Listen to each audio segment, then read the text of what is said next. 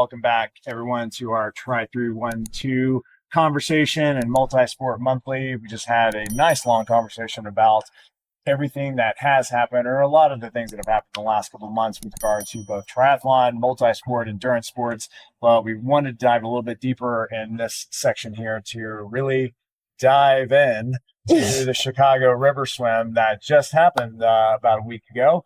And we have one of our spotters here, Joy. Tell us a little bit about your experience with the Chicago River Swim, and then we'll talk a little bit more about the significance of it now and into the future. So what was your experience like? Well, number one, I was on the boat. So I was spotter boat number 2. So I had a boat captain and a teenage lifeguard. So we were set. We were set. And if I needed to jump in, I'm prepared to jump in the water. But each spotter boat was in between the bridges of the river swim. So I got to see people jump directly from where I was at, jump into the river to start. The 2-mile race started first. Then after the 2-mile race, then you had the 1-mile race.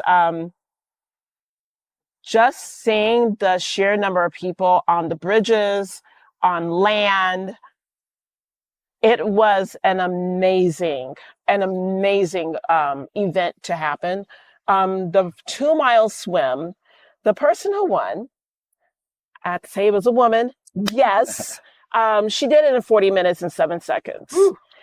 She was sprinting the 2-mile because I was looking like, whoa, they're taking off. And she came around the first lap towards us going west in the river. I'm like, that's a woman. Oh my God. And no wetsuit. There were 2 men trailing her, but she hauled ass. The interesting part of it for the 2-mile swim, they had 3 waves. It was 30 to 40 people starting all at once. Reminiscent of Ironman, the Ironman mass start, which I do miss. And then once they were clear with that, the 1-mile, still in waves, but they were doing time trial start, 2 people at a time, jump in, swim. One of the unique things I can say, this was the safest race I've ever seen in my life. From a series of kayakers from Urban Kayak. It was over 50 kayakers. We had stand-up paddleboard support. We had us who were on boats. You had the Chicago Fire Department. You had the Coast Guards. You had the Chicago Police Department. We had spotters on land on the bridges, on all the bridges. We had lifeguards on land, making sure everyone was going to be safe.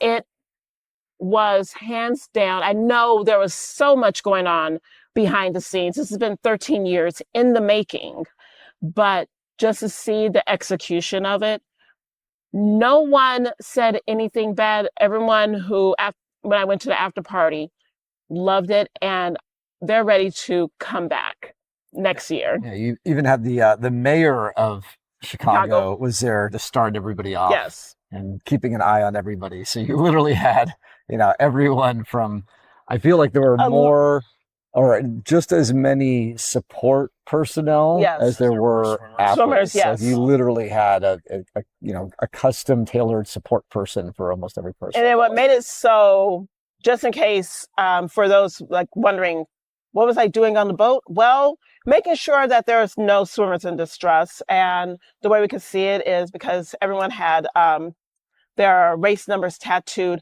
on their back, on their arms, on their hand. And if they were wearing a wetsuit, it was actually on their safety buoy as well, in big numbers that were able to see. Everyone wore a safety buoy to be safe. And it just made overall a really wonderful, unique experience swimming in the Chicago River. No one's swum in the Chicago River in almost 100 years, actually 98 years to be exact. The last time anyone swam was in 1927. When Tarzan won. Yeah. That's how far back it was. Yeah, so. The actor who played Tarzan won the Chicago River Swim 98 years ago. Wow.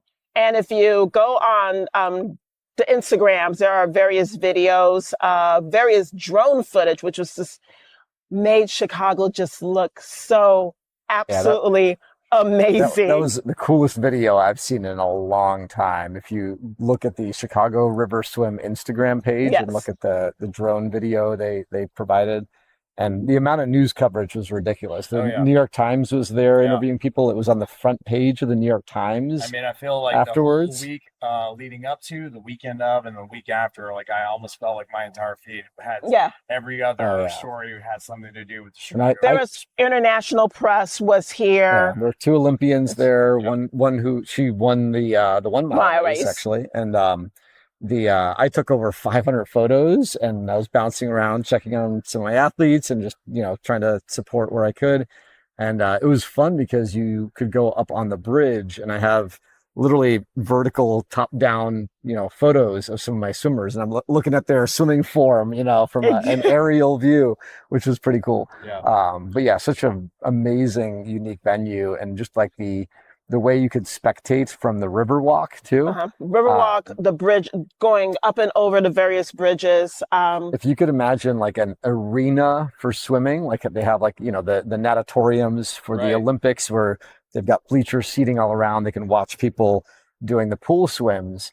There aren't very many places in the world where you basically have almost like a purpose-built open water swimming arena for people to compete in. So it's such a unique experience, not just for the athletes, but for spectators too. For sure. I mean, I think that also helped, like having that volume of support. Where you have this amazing sort of like perfectly enclosed space. So that's, no matter what happens, you're going to have somebody that's going to be able to get to you and support that swimmer immediately. Immediately. And the other cool part too, that people who don't see the behind the scenes or don't know like who was helping to produce the event, you basically had the race director of the Chicago Triathlon was there helping out. The voice of the Chicago Marathon, the announcer, Dave Kappas, was there. All the top tier event producers and supporters were there to help make that event happen. So yeah, I think if anyone is wanting, I mean, first off, shout out to all the support crews and the volunteers that really helped to make it happen. But if anyone wants to do a premier open water swimming event, this was it. This might be one. Depends. I had major FOMO sitting there, because a lot of people ask me, like, are you going to do it? Are you going to do it? And with everything else I had going on, it was just one I think we've already talked about how much you've that you just missed out your 300. I would have. I need to do a couple extra miles, and guess what? You That's just 2 need to miles. done an extra 5K and then just do a 2-mile swim. So maybe next year I'm going to do the fundraising, and it all went to support ALS. Well, two things. 2 major charity organizations. ALS Research, especially the ALS Research Center at Northwestern University, but also to help support and fund swim lessons for children on the south and west side who might not have that support or access to get swim lessons. As someone who did actually, at one point in time, did teach on the west side at the Boys and Girls Club, having those kids learn how to swim. As someone who didn't learn how to swim until I was an adult, this is very big because swimming is a life skill.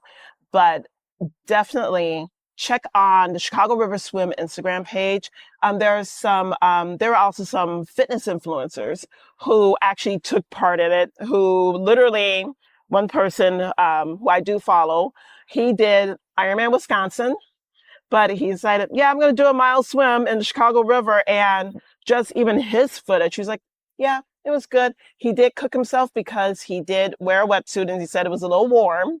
But everyone I asked about at the after party, how'd you like to swim? What'd you think about the water temperature?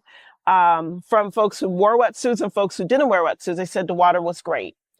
There was nothing to be leery of. So stay tuned for updates on the Chicago River Swim and when that may be opening for 2026. We will let you know as soon as we can. I might have to be one of the first people to sign up and do the fundraising. And first three people to sign up to swim. Yeah. Right, Joy?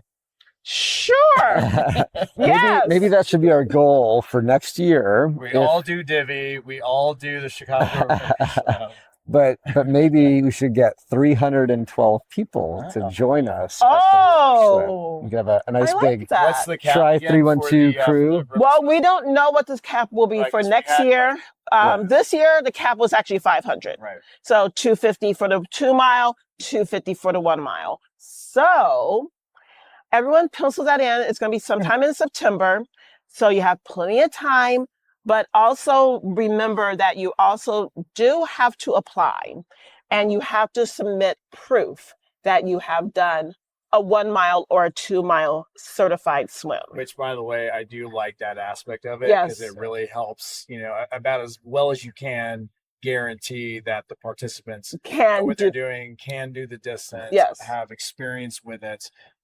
Even though you've got what it sounds like amazing support out there with everybody on deck and in the water, but having that sort of extra layer of awareness that these swimmers can swim, know what they're doing, know what they're getting into, have that experience, and hopefully being able to allow that to elevate to more and more swimmers. Yes. So, great. All right. Excellent. All right. Well, Chicago River Swim, you guys, again next year, and sounds like not only was it an amazing event this year, we're hoping that we will have more and more of those to come, and maybe see a lot of yours is truly's out there participating in the future. So with that being said, let's we'll go on to the next video and talk a little bit more. Speaking of distance swims, Ironman. See you in the river. Yes.